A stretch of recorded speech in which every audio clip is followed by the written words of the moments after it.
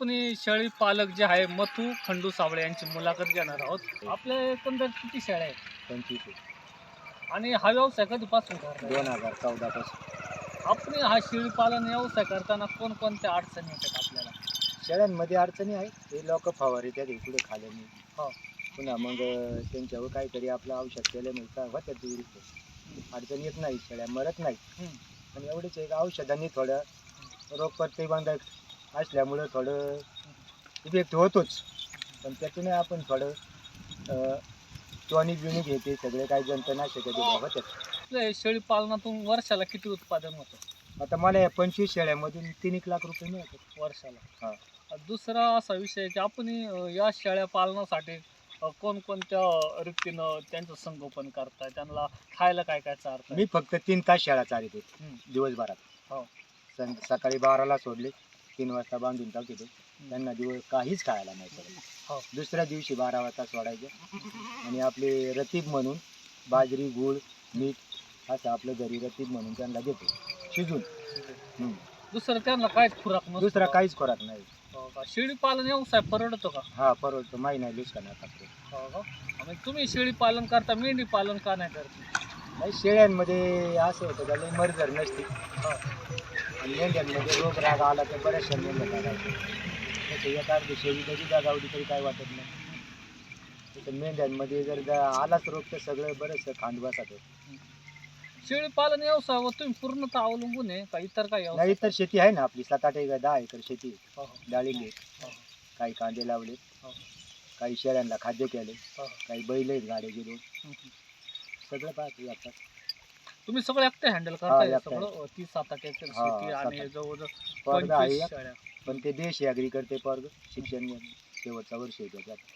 कोणत्या जातीच्या शेळ्या आणल्यात तुम्ही? माझ्याकडे 2-3 जातीच्या शेळ्या आहेत. उस्मानीबादी आहेत, हो. बिटल आहेत, गावरान आहेत. हो. आणि यांचं मार्केटमध्ये हे काय जातं, म्हणजे मी विक्री कशी करता? कमीत कमी 7,000ला 1 किलो ओपितो. हम्म, वर्षात 2 वेळा यात होत्यात. हम्म. तुम्ही 3 जातीची शेळी पालन करता, ज्या बिटल आहे, परत गावरान आहे. गावरान आहे, आणि दुसरं कुठलं तरी तुम्ही पाहिजे? हा आहे आपली संगमनेरी. हो, हो. परवडतं काही सगळं करताना? हा परवडलं काय आपलं लक्ष असल्यावर परवडतं. मला 2-4 वर्ष नाही परवडले. हो. करडे गिरडे मारायची जास्त, कारण आपल्याला त्याचे लवकर गणित सापडत नव्हते.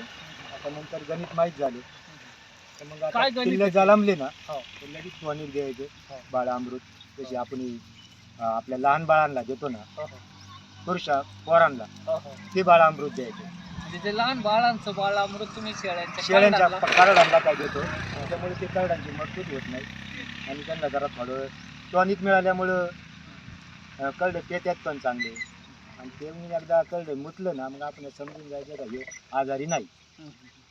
शेळी पालन तुम्ही करताय, कोणकोणत्या परिसरात शेळ्यांचं पालन, म्हणजे त्यांना फिरवता, त्यांना चारण्यासाठी नेता? मी इथंच माझ्या जवळ 150 फुटाच्या हा, अंतरावर 200 फुटाच्या आत शेळी पालन तुम्ही करताय. शेवटी काय सांगू शकता शेळी पालन व्यवसायाबद्दल? शेळी पालन व्यवसाय तोट्यात नाही. मी 2014 पासून करतोय. जवळजवळ 40 होत्या माझ्याकडे, आता 25 आहेत. तरी 50-60 करडे मी एका व्यताला ओपितो. त्यांची वर्षाला 2 व्यतं होत्यात. हम्म. 2-4 लाख रुपये मला कसे मर्जर जाऊन मिळतात. मिळतं शेळी तोटा पालन. नाही. मग आणि तरुणांनी- घरचं एकही मूठ खायला घालीत नाही. हो. फक्त सगळं रानावर 3 तासातच शेळ्या जोगल्या पाहिजे. आता पहा हो. सगळ्या शेळ्या जोगलेल्या आहेत. 12 वाजता सोडल्यात. दोघं नवरा बायको आहेत. हो. काही टेन्शन नाही. हम्म. दोघाकडून दोघं असलं मधीच शेळ्या चरा त्यात पळती नाही, काय नाही, त्रास नाही. आणि शेळ्यांचं जे खत आहे, दूध आहे, त्याचं तुम्ही नेमकं काय करता? आता शेळ्यांचं दूध आहे ते पिल्लांनाच लागत आहे. हो. आणि काही दूध आम्हाला घरी खायलाही लागत आहे. आणि खत जे आहे ते आपल्याकडे शेती आहे घरी 9-10 एकर डाळिंब बिळिंब आहे. हो. त्याच्यासाठी ते खत उपयोगी वाचते. म्हणजे बाहेरून खत विकत घेत नाही घेतच नाही, घरगुती खतातून तुम्ही घरीच सगळं. हो. बाहेरून खतही घेत नाही. आणि शेळ्यांना लय गोचिड बिचिड वापाय अशा काही झाल्या तर माझ्याकडे 20-25 कोंबड्या आहेत. अरे वा. मग त्या कोंबड्या त्या गोचिड बिचिड म्हणजे रोग हा होतच नाही. होतच. रोग हा विशेष नाही. म्हणजे शेळ्यांना सर्वात जास्त रोगाचा प्रादुर्भाव होतो, त्याच्यामध्ये दगावले हा जातात. हा पण तुम्ही त्याच्यावर एक चांगला रामबाण उपाय करता असं तुम्हाला वाटतं? हा, मला त्याच्यापासून इफेक्ट मिळालेला आहे. त्या कोंबड्यांपासून गोचिड बिचिड शेळ्यांना नाही झालं. हो. त्यांना मग रोगाचा बाकी आजारच नाही ना मग. बरोबर. पिसा गोचिड यांच्यापासून जरा शेळ्या दागावल्यात. वाटतं आपण हे शेळे पालन करताय, बिबट्याचा प्रश्न आपल्याला जाणवतोय का? शेळ्या चारीत असताना वाघाने सुद्धा एक शेळी माझी हं. पकडून नेली बिबट्याने बिबट्याने. हो. परंतु पकडून नेत असताना मला काय त्याच्यावर प्रतिकार करता आला नाही. तो शिकारीच्या हं. शोधात होता. मी म्हटलं जाऊ दे, शेळी गेली ती चालेल, पण आपण तर नाही ना. हं. म्हणून मी थांबलो हं. आणि शेळीला जाऊन दिलं. वाघ तुम्ही काय प्रतिकार केला का? प्रतिकार करण्यासारखी वेळच नव्हती. वाघ हा चिडलेला होता, हं, हं. शेळीला सारखा वडीत होता. म्हणून मी प्रतिकार नाही, स्वतः पाहत होतो. पालन व्यवसायातून ते वर्षाला 3 ते 4 लाख रुपये कमवितात. त्याचबरोबर अनेक संकट पण असतात, परंतु उपाय करतात आणि शेळी पालनातून ते जवळपास 30 ते 40 शेळ्या सांभाळतात. परंतु त्यातून ते समाधानी आहेत आणि चांगल्या रीतीनं ते त्यातून उदरनिर्वाहाचं साधन म्हणून त्या शेळी पालनाचा वापर पण करत आहेत. धन्यवाद.